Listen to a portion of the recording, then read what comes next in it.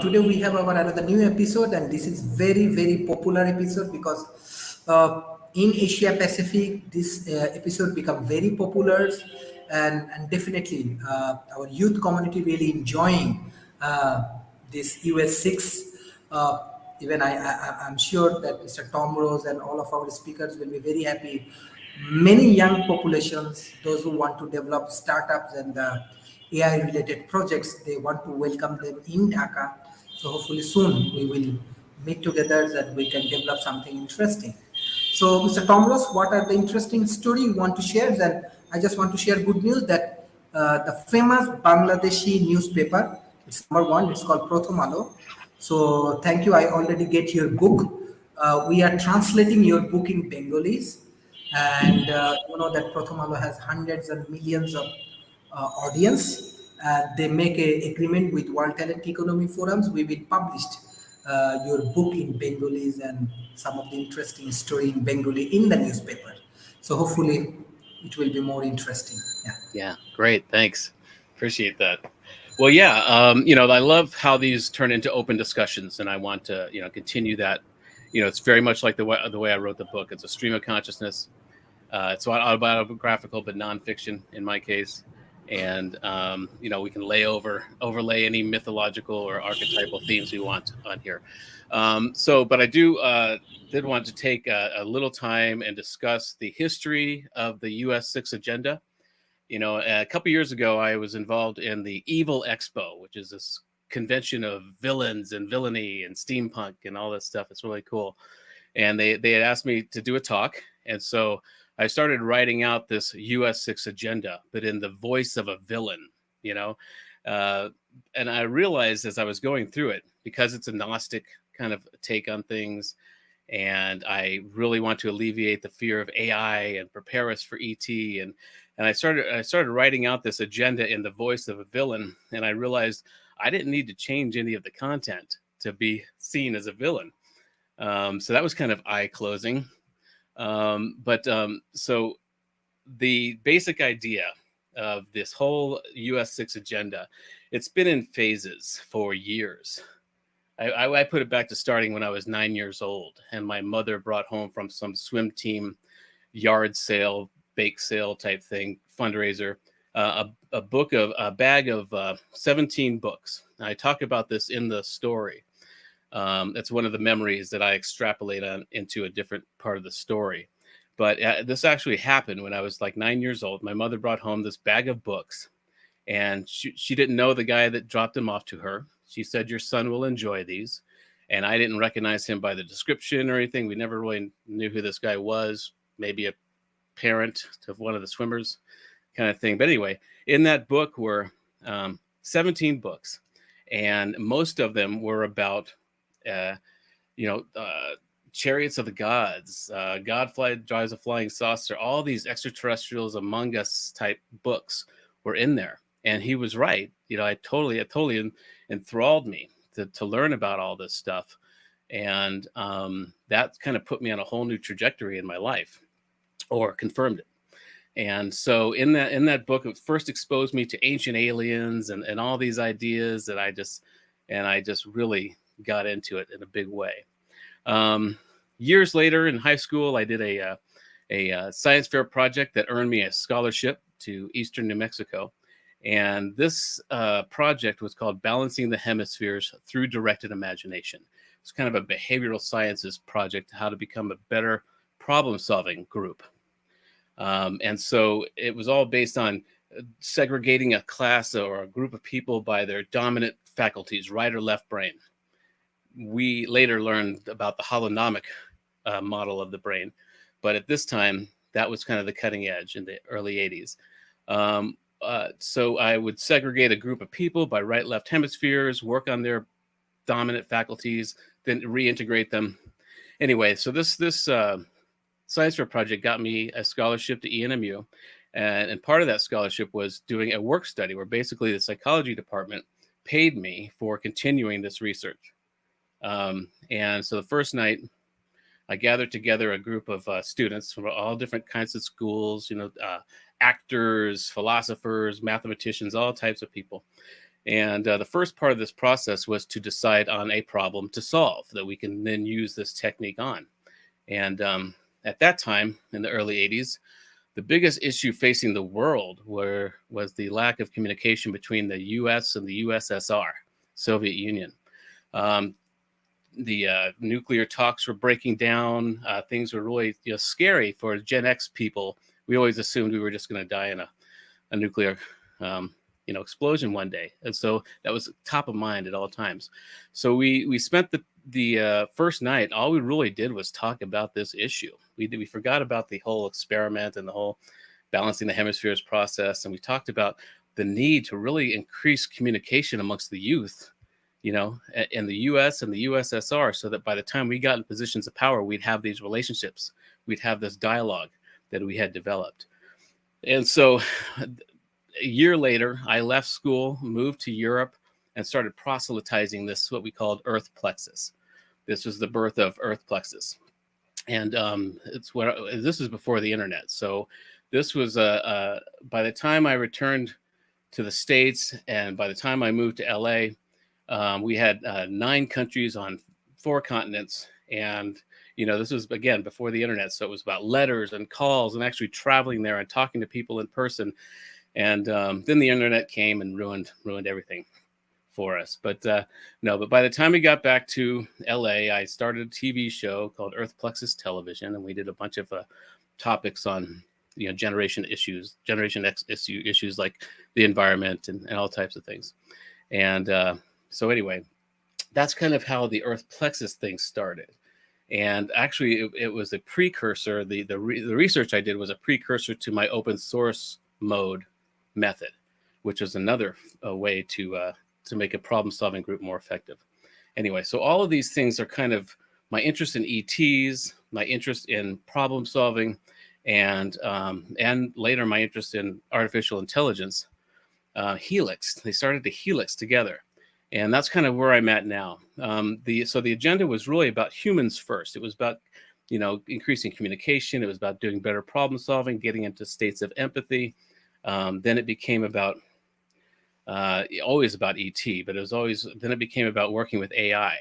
And my open source mode TEDx talk was all about making coalescing a group, making them much more effective and more creative in an ideation process. And I was always talking about how you leave the final decision. You come up with a handful of decisions, you leave them to be decided on with a decision maker outside the room. Now, a lot of people didn't pick up on this eight years ago or in 2013 because big part of my process is you've got to include everybody. So if everybody's included, how is there anybody outside the room?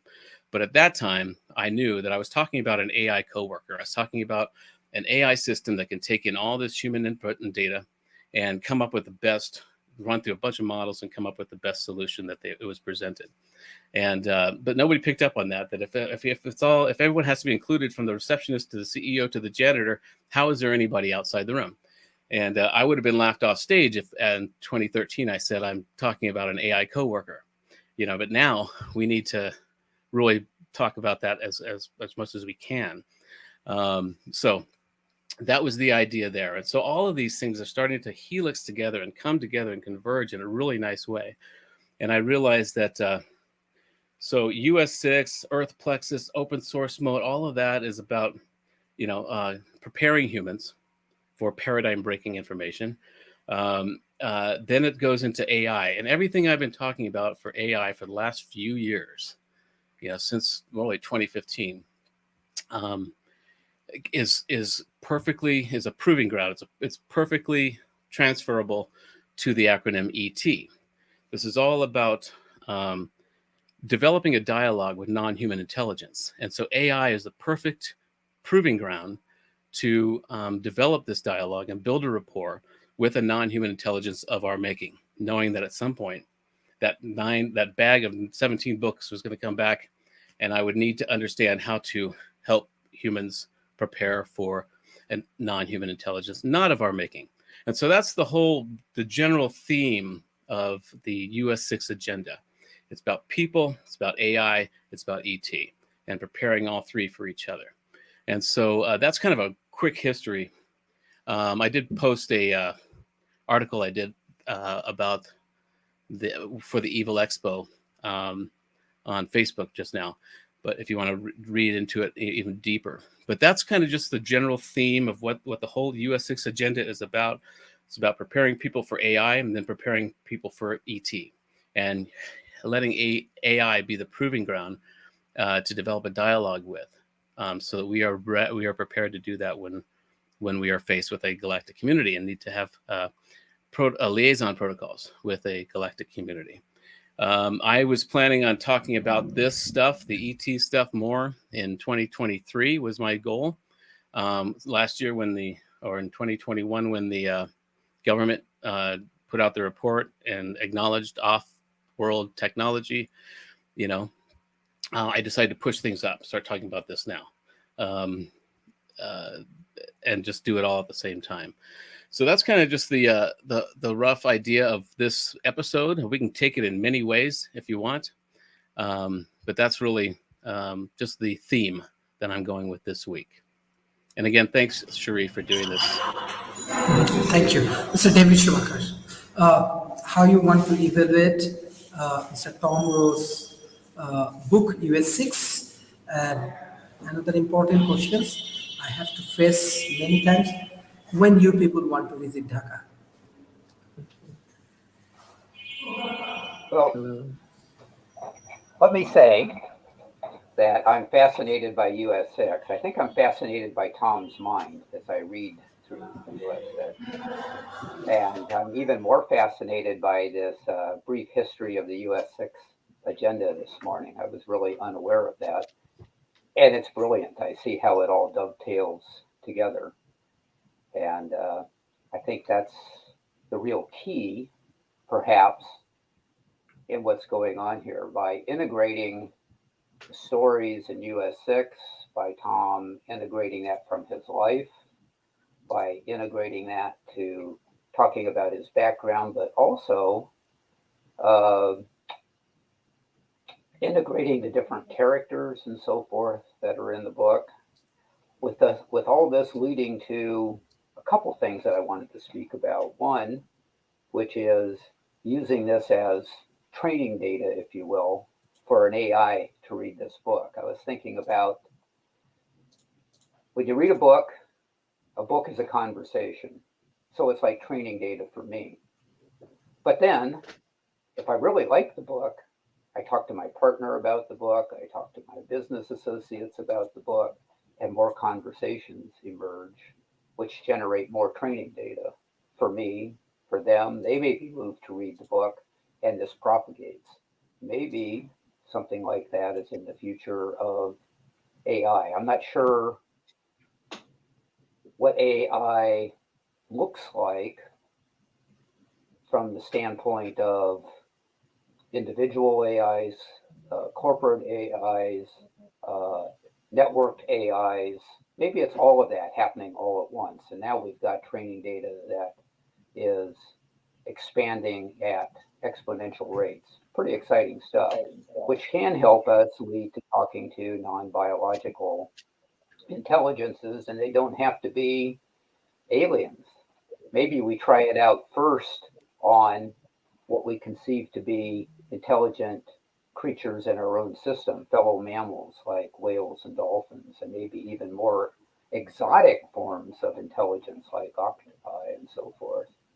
So all of that I find really, really inspiring. But I love the fact that Tom couched this in the idea of conversation between the US and the USSR in the 80s. Maybe we need conversation between entrenched ideologies today, whether they be political or religious or whatever they may be. But this could be a good model for working with all of those. So yeah, I'm pretty excited to hear more and to read more. And as far as when to come to visit, hey, I have desire. We'll see how that works out. Thank you, Sharif. Thank you. Thank you. Mr. Jason.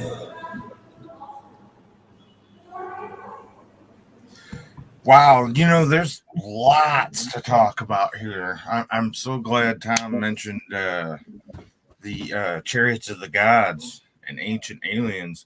That's a huge topic, and a lot of people don't realize there is lots of evidence all over the place.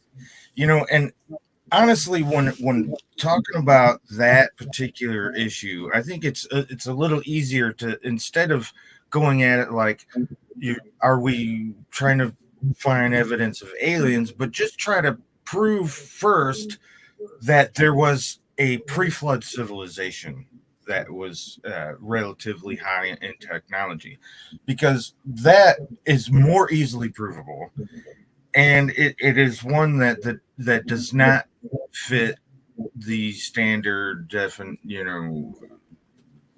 given history that everybody mainstream agrees on.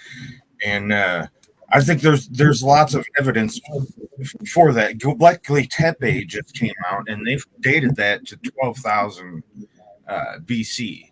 So that right there basically has proven that the mainstream, historians, what they thought. They thought that technology and buildings of that kind couldn't have been being built until like around 5,000 with the ziggurats in Mesopotamia. But it turns out there are things older. And I think that a lot of people don't really realize the complete, utter obliteration that time can do to, structures. And I don't think they really realize that, everything we have built on this planet right now, because we use steel and glass and all that stuff, in 10,000 years, all that stuff will be gone. There will be nothing left. But the Great Pyramid will still be there. So there's a reason, why the ancients built in stone.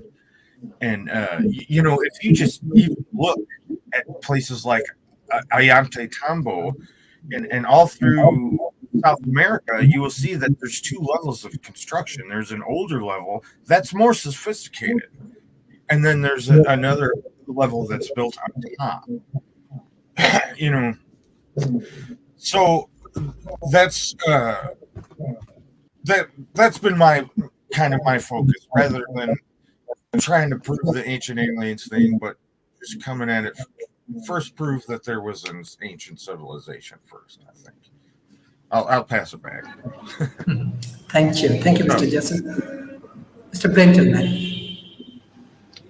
Sure. Good morning or good evening, I guess, by you, Dr. Sharif. Thanks again for having us, as always. Some good conversations. I'm just heading to class right now myself. But yeah, Tom discussing this concept of the villain persona and relating this to US6 and the agendas. I think that the idea of the fact that it's got this Gnostic undertone, it kind of spins the whole concept of villain on its head. But, I kind of relate some of what we've been discussing these past episodes and your methodology to Joseph Campbell's hero journey. But it's more of this Gnostic kind of basis of it, of characterizing yourself as being this villain, like you've iterated to us all. I think it's really interesting, and it just, just adds one more kind of element, to, that process of just seeing how those archetypal overlays play into our own personal stories. So I think that's interesting. And also, I think going back to what you were saying about, things in the media and mainstream kind of causing us to broach this topic prematurely, at least in your eyes. Last night, I was just watching the newest American horror stories, and I was surprised to find that it's basically discusses MJ-12. They talk about Eisenhower, and Eisenhower's making treaties and contracts with these extraterrestrials so that they can get advanced technologies. And Eisenhower talks with Richard Nixon about, these concerns, and they've got Valiant Thor in the Pentagon, and they're concerned about, hey, well, what if we don't sign these treaties, then the Russians are going to do it. And, Valiant Thor at one point says, hey, it doesn't matter about the Russians. If you guys don't sign these treaties, we're going to do this anyway. We're going to do it by force. And it was just, as someone who's researched exopolitics extensively, it was just really interesting for me to see these stories just being laid out in the open so thoroughly. Of course, there were slight discrepancies between, the agreed upon stories that, circulate in the exopolitical circles, but it was still very interesting to me to see that there. Just like you're talking about these UAPs and ETVs that are in the news and things like that. And so, there definitely seems to be this push, whereas past generations, the forms of disclosure, like Project Blue Book, for instance. Project Blue Book came out and said, we're going to tell you everything we know. And what did they tell the public? They told us that they know nothing, of course, but that they knew for sure that this topic that's floating around, people are discussing this Majestic 12 group, that for sure isn't real. That's all that they knew in Project Blue Book was, that what we were talking about was, something we shouldn't be talking about. And so I think it's really interesting to see this discussion evolve so much where, now we have Tom DeLonge with these folks from the military-industrial complex, high up, members in these different organizations, helping him kind of usher in these, these stories. Of course, I think that there's healthy skepticism to be had when they're still controlling the narrative in that kind of a manner. But, as opposed to Aleister Crowley's "nothing is real, everything is permissible," I think that with some of these stories, it's valid to perceive it as everything is real, in the sense that it's part of the story. Whether or not it's a valid, factual, depiction of events is sometimes irrelevant. Sometimes, the what is being discussed tells a deeper story than the story itself. Why are these angles of things being, the angles that we're shown at, and things of that nature. So I think that there's a lot more to it. There's a lot of critical thinking that needs to be done and understand why is the story being spun in certain ways. And I think that coming to really, rigid conclusions about these things, as certain folks in the conspiracy, world like to do, I think that that's kind of not the most helpful. I think that, a malleable approach, as I've talked about, and many other things, and being able to maintain this open mind, because, reality itself seems pretty malleable. I think that these stories, a lot of times, there's a lot of implication of things transcendent of experiencing reality in the same trajectory alongside this timeline, moving forward in time. It seems as though these other civilizations and groups may be able to access reality from outside the timeline, even artificial intelligence. There's things, the hypothetical concept of the anti-telephone, the tachyonic anti-telephone. These tachyons are subatomic particles that are moving faster than photons, which means that they're moving faster than light. And so folks have hypothesized that we could potentially create a device where we're able to communicate with past versions of ourselves, utilizing this tachyonic anti-telephone. And I think that as artificial intelligence would evolve, I think that they'd have a much better shot at figuring that kind of stuff out. So I think that there's a lot of stuff to consider. And I think that, there's also the Project Looking Glass, the idea that, our military is able to have these vantage points on, our current state of events from, past, present, and future, and be able to, and it's a discussion that's out there. And, with Project Pegasus and all these other things that are softly disclosed, there's a lot of evidence that points to the fact that our worldview is shaped, for one, and that it doesn't really seem to resonate with the true situation. But what the true situation is, of course, is so hard to kind of grasp that it makes sense that we would just kind of accept, reality as it is. This It's not dreary necessarily. There's ups and downs. There's dark and light and everything. But I think that there's no reason to catalyze the process of ascension. And I say that kind of tongue in cheek because I've come to learn that I've tried too hard to catalyze what I consider the eschaton. And I've learned that, the more you chase after things, the more they run away. So let's keep things the way they are, please.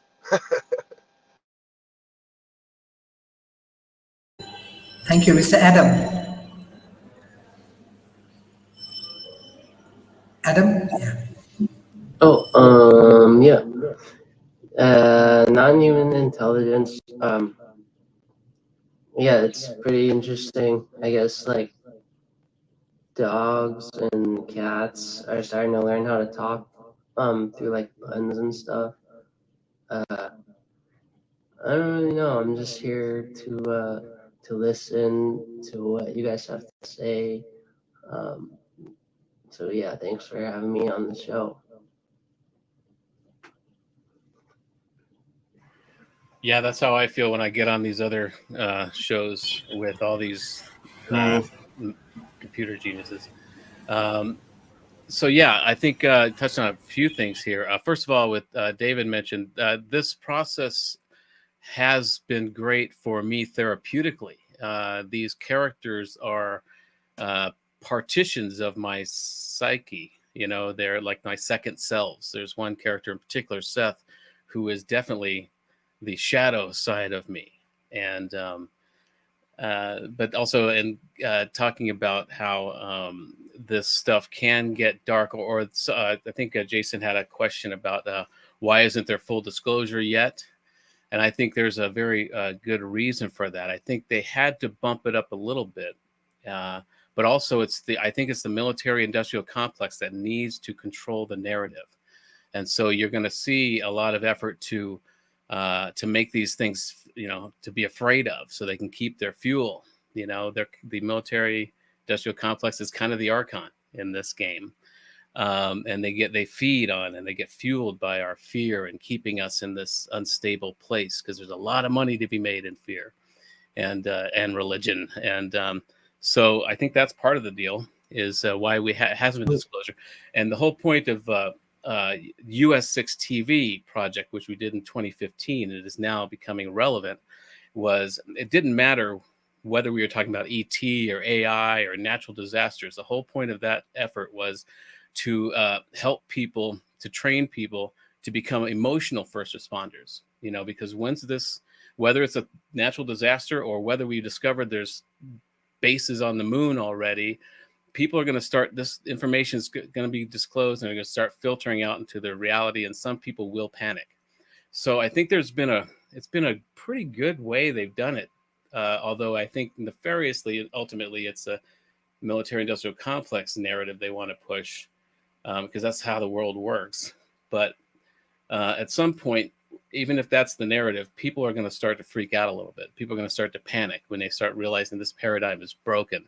Now there's aliens. You can make the argument that the whole pandemic in 2020 was kind of a simulation. It was a way to see how people could be distracted from this stuff, and we're seeing so many ways that we're being distracted. And I think that Brent hit on this too. I think that could be part of the darker agenda there, is to keep us distracted, because there may be something that we are on the edge of finding out. Or so the whole US6 thing is about working directly with the public, getting citizens ramped up and wising up to this stuff, and obviously not to be afraid. I mean, whenever they tell you to be afraid of something, you got to look at that a little closer, because that's probably our ally. And AI is now capable of solving so many of our existential threats, so many of our personal threats, so many of our scientific understandings that we need to know to move forward. AI can answer these things, but Hollywood or whatever the system is has made us afraid of them. We're expecting Skynet. We're expecting robot overlords. And but there are first principle arguments to be made that the smarter it gets, the kinder it becomes. It doesn't have the genetic trauma that we have. It doesn't have the fear-based instincts that we have. That's us projecting onto it as a threat. And I think it's the same with ET, just as Thor said, Valiant Thor. It doesn't matter about the Russians. If we're going to do this anyway. If there was some extraterrestrial or off-world or interdimensional race that wanted to take us over, they would have already if they haven't already. We may be products of them. We may be slaves to them. Whatever this is, there's no need to be afraid, because whatever we need to be afraid of has already happened. And so that's why I kind of gravitate to the whole Gnostic this drama. Is okay, then we are being duped. We are being there. We're blindfolded, hoodwinked. We're being put in a world of illusions to keep us distracted from something. And that's why last week we went a little darker and talked about, well, what if this isn't a thought experiment? What if this isn't just some fanciful idea of the Gnostic drama and Yaldabaoth and Sophia and all this? What if that's just code for something that's really going on? That why aren't we spending all day trying to save kids from human trafficking or child exploitation networks? Why isn't that the primary thing?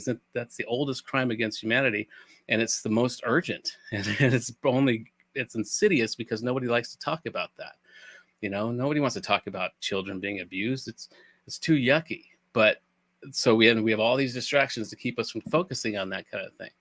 And so yeah, there's a lot to unpack here. And that's why I talk about the process I use to write US6, because I think if everybody applied this process to their own art form, whether it's writing or painting or music, whatever it is, there's a way to translate this to their own art form so that they can do what I did. I proved to myself that I'm in a simulation. I'm part of an equation here, because there were so many deep intricate and intimate connections made in this book.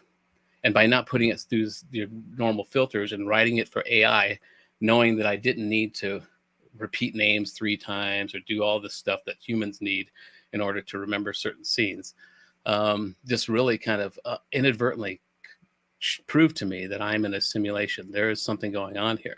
And my tendency is always to assume nefarious intent. I don't know what that is.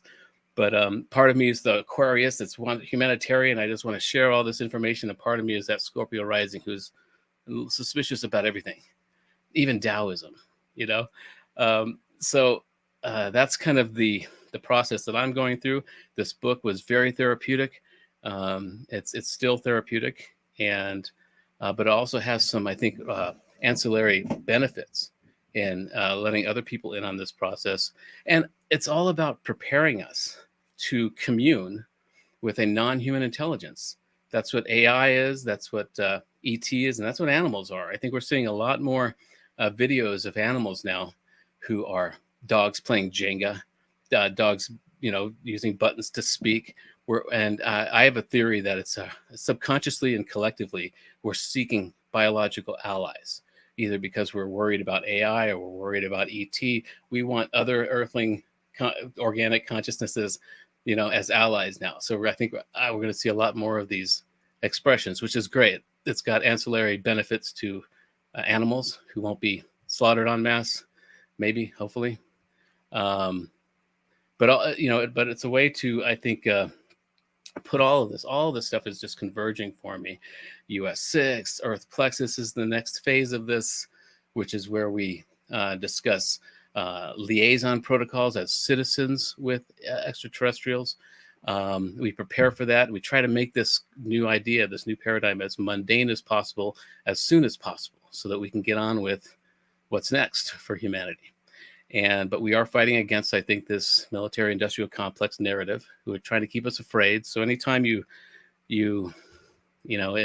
easy to suss them out for me, the people that are part of this, and it's either out of their own fear, because their own denial that they want to make this afraid and want to project their own fear onto it, or there's an actual narrative that is being pushed in the dark halls of Pentagon. But I think it's really important, because we have so much power as just citizens, as people, as individuals, to make our own connection and to just ignore all the fearful, fear mongering, fear pornographers, out there, and just focus on how we can work directly with AI, make AI an ally through our empathy, to commune with this galactic community, and just get on with it. And but there's so much status quo, so many efforts out there to keep us afraid, because they're fearful that we will wake up. That's all If I could add on that. to some of that for a moment as well. I've got to leave early. But yeah, I think that what you're talking about too as well, with this fear and, what are they trying to hide from us? When we really dive into the history of pre-World War II Germany, in the Black Sun Society and the Vril Society, this narrative, this tale that spans centuries, it unfolds. This tale of Hyperborea, and these pre-Adamite civilizations that are from the poles and such, and whether or not what is or isn't true might be hard to kind of decipher at this point for some of us. But I think that when we look into people like William Milton Tompkins' story and things like that, and discussing Operation Paperclip, how the Nazis were brought over to the United States after the war, along with Russia and things like that, William Milton Tompkins, for instance, he talks about working in these aerospace industries, deep within the military-industrial complex, and talks about these extraterrestrial women. And William Milton Tompkins is a very reputable source. He had been involved with the United States government since he was a kid because of his inherent abilities to be able to go and look at warships and the piers in California, and be able to remember it so vividly that he was able to build these models that his father was selling out of Sears, and folks in the military ended up finding these models, and they included top secret details, and so they pulled these models from the shelves, and they pulled William into their barracks essentially when he was young. But his story talks about working with these Nordic women who claimed to be extraterrestrials that were helping guide him. At some points, he's claimed telepathically. He's reported that he would get to these blockages in his work, and these women would seemingly transmit these messages to him telepathically to help him, get past these roadblocks in his work. But then later, it came out that he was shown a photo of Maria Orsic, who was the founder of the Vril Society, and the Vril Society also led to the Black Sun Society, and these were secret societies in Germany before World War II, and during World War II, when the German Nazi Party took over, they essentially outlawed all other secret societies except these. And Maria purportedly was in contact with extraterrestrials from Aldebaran star system, Draconians supposedly, according to the storyline, and worked alongside the Black Sun Society, who had members of high-ranking officials and the shakers and movers and international corporations alongside to float them to create these types of technologies that the Nazis were developing, such as the Glocken, which was a saucer bell type ship. And supposedly during Operation Paperclip, they just continued operations here in the United States. I mean, Werner von Braun was the head of all this rocketry, and we brought him over, cleared his record and made him head of NASA. The story just kind of goes on. And so, there's all of these really strange and bizarre tidbits that are mixed in about aliens and this and that. But when you kind of look at the cold hard, I wouldn't say facts, because there's still, it's discussion, and it's, there's things in superposition with itself and the storylines. But I think that when you kind of listen to these people who are reputable in the eyes of their peers, in this world, this military world and such, that there is a storyline there, and the public has been pushed enough propaganda to just completely dismiss it altogether. Going back to Valiant Thor, if you go and look up Valiant Thor on the internet and Vril, there's there's all these books written by Valiant Thor about the Vril, and there are all these positive books about kind of similar in the lines of like Taoism and Buddhism, and talking about this real energy, that it's chi, Kundalini, it's just kind of another word for it. And, it's all of these new age, positivity manifesto books, and it's, Valiant Thor, it's interesting to me to see how these things, even the Hyperboreans are things that are being portrayed as very positive, but then when you kind of dive into the history of it, they don't seem to be positive. It seems to be like the egg that was the military-industrial complex. It seems that, if there were these other beings, these non-humans there, it seems like the German Nazi party, the German Nazi, individuals, these, military men that were capable of doing anything to accomplish their goals, it seems, became their sentries. They became, these extensionary units for them. There's tons of discussions about, whether or not the ships that crashed in Roswell were just German aircrafts. The Battle of Los Angeles. I got a question for you, Brent. Sure. If the Nazis made contact with aliens and there were aliens working with them, isn't that kind of disturbing? I mean, that means that at least some of them were wanting to work with the Nazis. I mean, that's not. I mean, you're talking about people who lack morality. If you're trying to accomplish something and you don't care about, if you like. Morality is not helpful in the terms of being non-human and wanting to utilize human emissary to accomplish these, that's, and we're there's the idea of Gnosticism kind of underlying all of that, because, there is a big why. Why would it go that way? Why did we bring all these thousands of Nazi scientists to the United States after the war, clear their record, and allow them to run around scot-free doing whatever the hell they want? If we can ignore all the other ones and just look at that one, but that's kind of another discussion altogether. So thank you. Yeah. That's the trick. Apparently, von Braun said that they had help, but it is rather disturbing that if they did have help, that means that some of them were working with the Nazis. William Milton Tompkins, like I said, he worked in the United States military, worked with a number of different branches, and I think primarily the Navy, but worked with a number of different, contractors. But he was working with these women, these Nordic women, and later in life, someone showed him a photo of Maria Orsich, who was the head of the Vril Society, because the Vril Society had these Nordic women with long hair that were channeling these extraterrestrials and helping the Black Sun Society build great technology.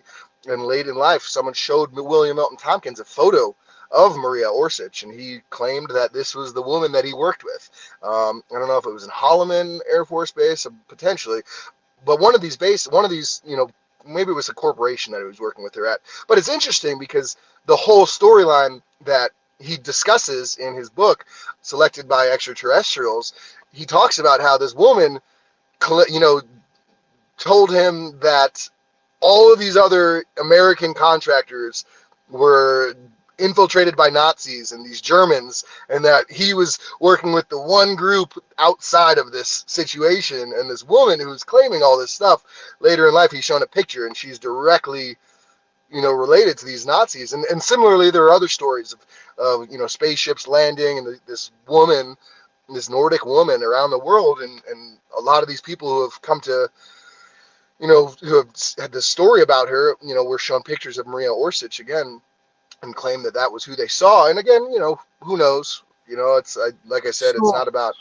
claiming to know for sure, but this is it's the story. If there was a faction actually working with the Nazis, and I had heard that there's this gray faction that what they're after is our DNA, that they harvest DNA, and that if that's true, I could possibly maybe see them working with the Nazis, because the Nazis were all about eugenics, and and so the Nazi might have made whatever DNA they want, or something like that. So maybe I could see it there, and that kind of also maybe a little ties in with maybe why disclosure hasn't happened, because if you think about it, and if you do this thought experiment from, I guess, the military-industrial complex or the generals of the U.S., or they're probably feeling like the American Indians, or when like we're gonna get taken over. I mean, because we're so far behind in technology. So I'm guessing that they would want to not have disclosure for a while we can try to catch up. And also, if they then made a deal to get technology, like if they made a deal with the Greys that want our DNA, well, that's not cool. That means that they said, yes, it's okay if you abduct our people. I mean, that's not cool. People are going to be pissed about that. You know what I mean? Supposedly exactly what Eisenhower said.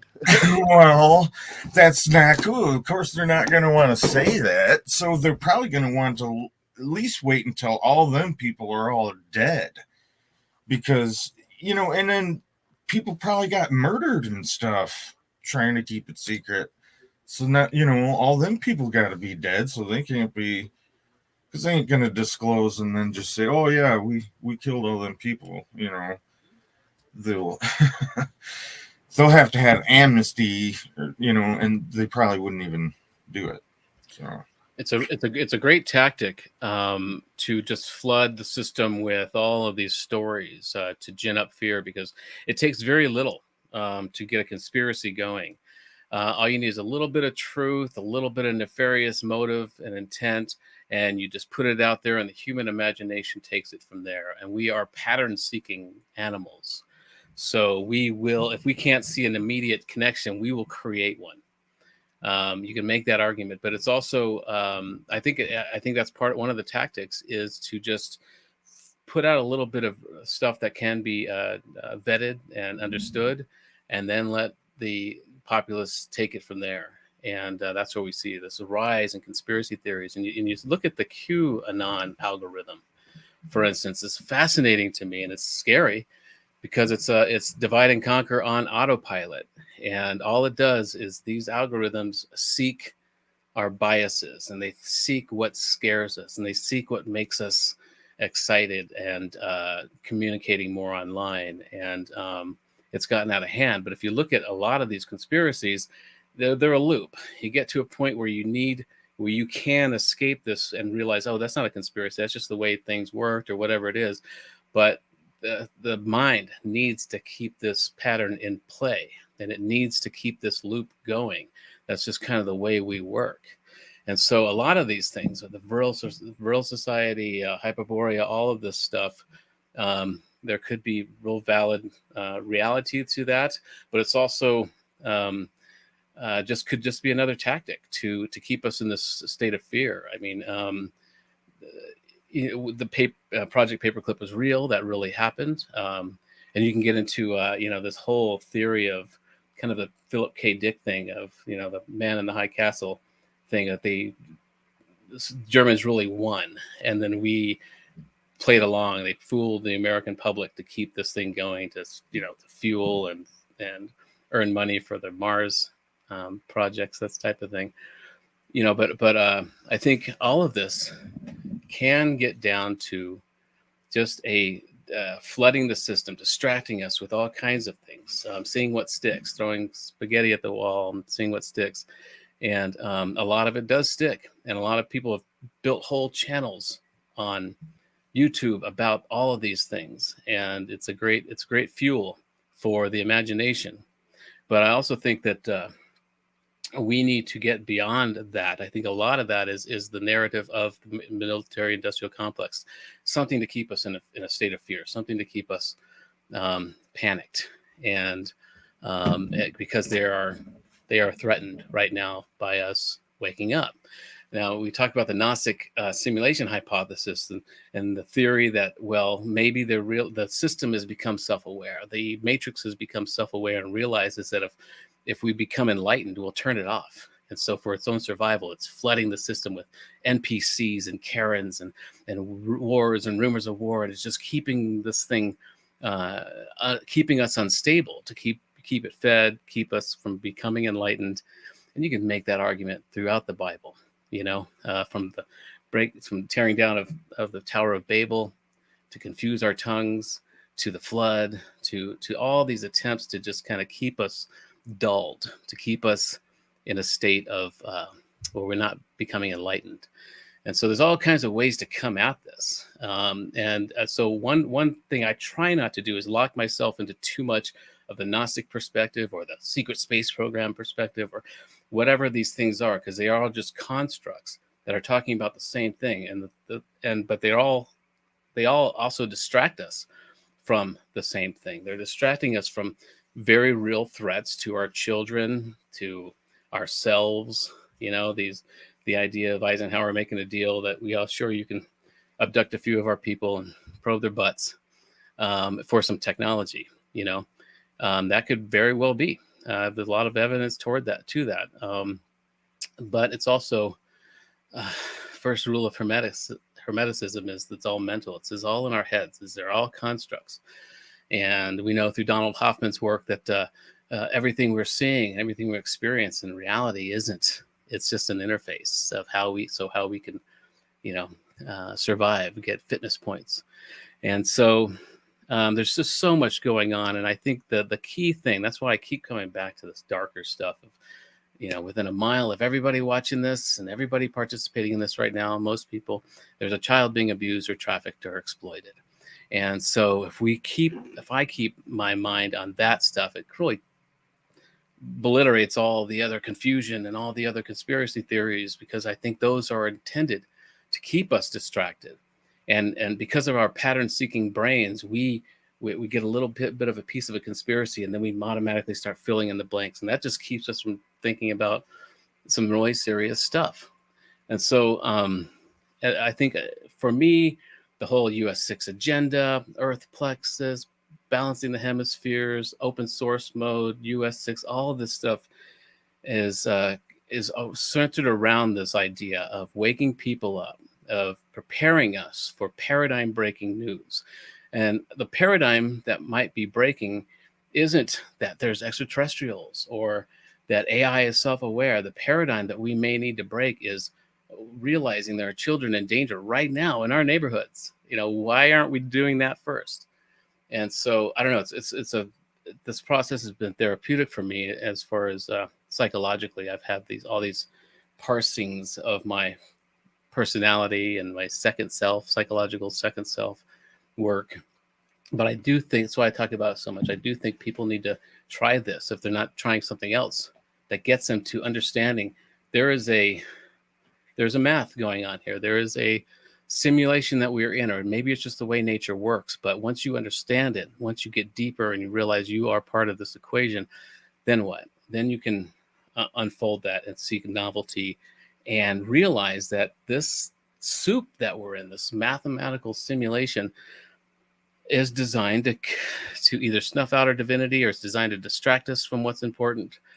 And that's why I talk about the whole point of all of this stuff with US6 is about human trafficking and child exploitation. I wasn't going to wait till I finished the 6th book to have the big reveal, but anyway, so that's I think these are all very important questions, but they can also keep us from realizing what's really important right now. Thank you. Mr. Jason, what's your concluding remarks for today's session? I got a deep thought for you guys. Okay, do the thought experiment about let's follow the zoo hypothesis for a moment and think that let's just assume for a minute that we were put here and created genetically or whatever. Why would they do that? Okay. Try to picture what it would be like to have telepathy. What would it be like if I don't even have to talk? I know what you're thinking. I know how you feel about things. I can tell what you can tell is right and wrong. Okay. And so I know exactly what you mean by right and wrong. Now, if I'm following that, how do we know that I came up with that and I chose my own right and wrong if we have telepathy? I think that's a big problem. I think that at some point they were like, when we make this creation and it has telepathy and it can read minds and know what's right and wrong right from the beginning, how do we know that it's really that entity that is learning right and wrong and they're not just getting it from us? A data point is the fact that supposedly if we get talked with telepathy, we can hear them and talk back, but we can't talk to each other. Why is that? So it stands to reason that what we're doing here is basically the whole transhumanist point, to be a good person on our own, make our own decision of how to be a good person, and without needing them to tell us. I also think that that whole paradigm of telepathy is greatly affects the whole next generation of warfare. I think that the reason why we don't see blammo going on in space all over the place is because they can't sneak attack each other because they all got telepathy. If they already know when you're about to attack somebody before it even happens, well, then there's no point. There's no sneak attacking. And that's why I think that, warfare on a higher level is probably at some sort of stalemate, But anyway, that's a deep thought there for you. Pass it back to you. So Adam, what's your concluding remarks for today? Yeah. Well, so last week I missed being on, but it was really interesting because I was reading the book about the Morse code part where it was like aliens can't decode Morse code, whatever. So I was trying to like create something that would be like another version of that in this reality. And then I was like using the book how to like how do I create something that shows something that can't be confirmed, like at a but still that I understood. So it's a whole bunch of like not of weirdness that we're trying to define. Yeah. So yeah, that's I guess what I've been sort of doing as we go along in this type of conversation.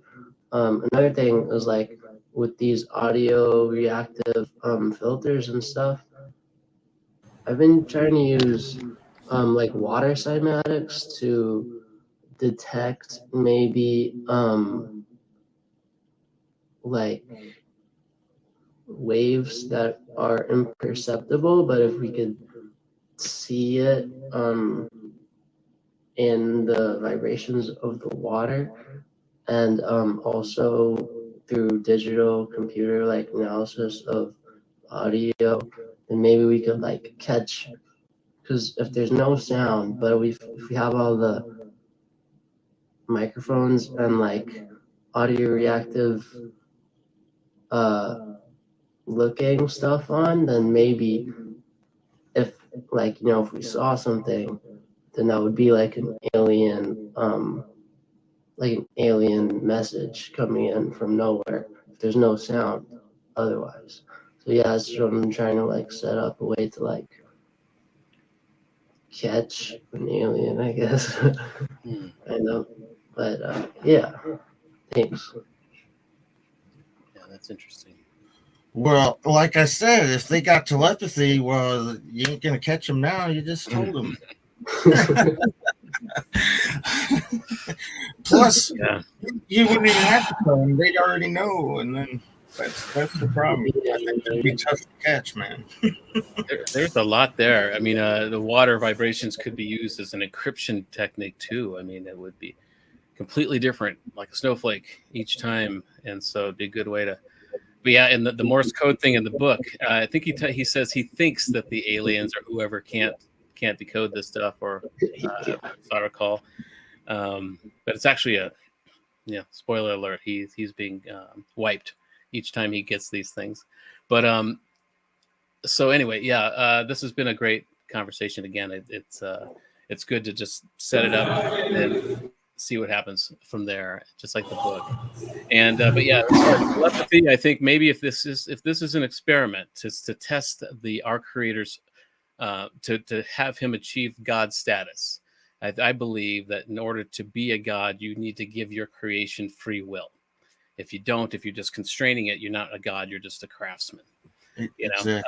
So that's kind of the idea. One of the ideas is that but if we did have telepathy, we would always know. It would be difficult to have any secrets or bad thoughts or anything, and maybe that's the way it is after this. But this was a way to see if maybe this organic creature could achieve a good state of mind, sinless thoughts and things like that, by having our own enclosed narrative. Anyway, it's all fascinating stuff, and I think I'm going to put a lot of this in the book. I'm writing the 6th book now because it's happening in real time, and so all of this stuff is going to be incorporated. The fact that the main character was doing this podcast out of Malaysia, everything that's happening to me now is being incorporated as a plot point in the 6th book, which is again therapeutic because I'm able to take real-time memories and change them. But anyway, thanks again for doing this series, Sharif. We appreciate it, and I look forward to coming to Bangladesh soon. Another thing was I was thinking about, how like a movie is actually like frame by frame, but it's just the perceptual frame rate.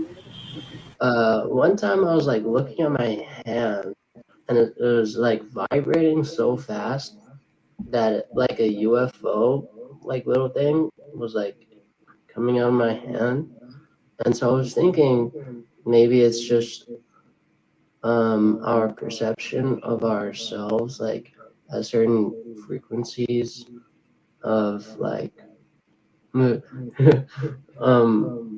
maybe, but like because when does a frame by frame movie turn into like a whole show?